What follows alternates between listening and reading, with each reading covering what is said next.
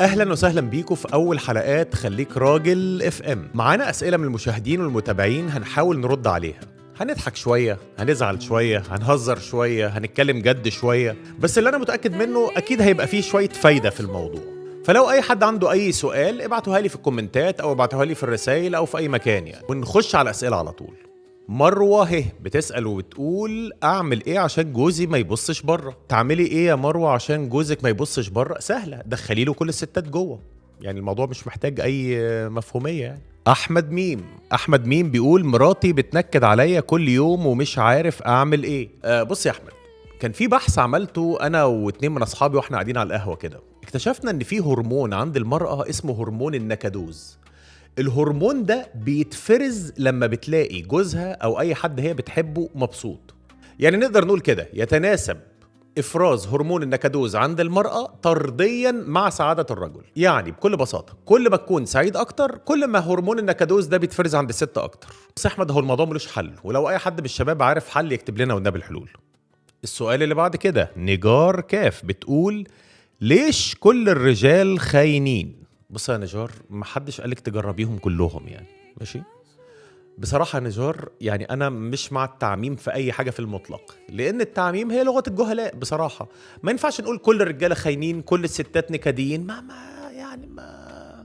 أكيد لكل قاعدة استثناء يا نجار. وحاجة تانية يا نجار برضو بالنسبة للموضوع، فكرة الرجالة خاينين، لا مفيش راجل خاين، في واحدة أهملت والتانية اهتمت، سهلة أوي، صح؟ كبرة هنا لا. ياسر بيقول بحب واحدة متجوزة، أعمل إيه؟ بص يا ياسر، أنت كده مش في قصة حب، أنت كده في ورطة. لأن بكل بساطة أنت مش اختيارها الأول، أنت مجرد مساحة مؤقتة هي بتقضي معاك شوية وقت كويس في الوقت اللي يناسبها هي، تمام؟ وخد بالك أنت كل لحظة بتقضيها معاها أنت بتخسر نفسك وبتخسر دينك وبتبني وهم ملوش نهاية. وخد بالك لو هي قدرت تسيب جوزها عشانك هتسيبك عشان غيرك، ماشي؟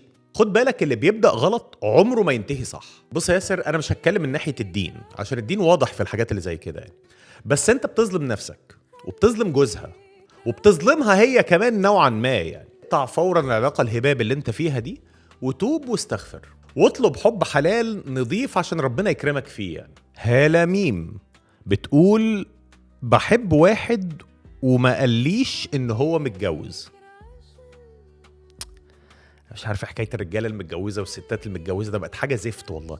بص يا هاله، هو احنا كرجاله بنبقى نوعا ما كتومين يعني، عارفه ما بنحبش نخرج اسرار بره. ممكن يكون مكمل معاها وهو منفصل بس متصل، ممكن يكون مكمل معاها عشان هي بتريل، ممكن يكون مكمل معاها عشان رجلها الاتنين يمين، ممكن يكون مكمل مع مراته عشان التكييف، المكيفات بقت غالية دلوقتي، ممكن يكون مكمل معاها عشان بتريل وبتقول سبايدر مان، ممكن يكون مكمل معاها عشان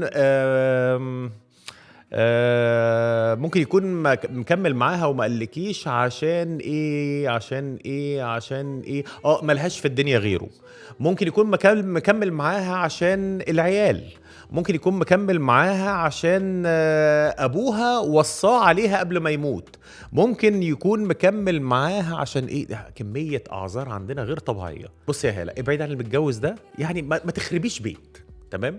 لو انت متجوزه ما ترضيش ان حد واحده تقوم واخده جوزك منك يعني. وبكده تكون خلصت اول حلقه من حلقات خليك راجل اف ام. لو عندك اي اسئله سيبها في الكومنتات او ابعتها لي في الرسائل وهنحاول نرد عليها. وخليك راجل، ايه رايكم في التيشيرت؟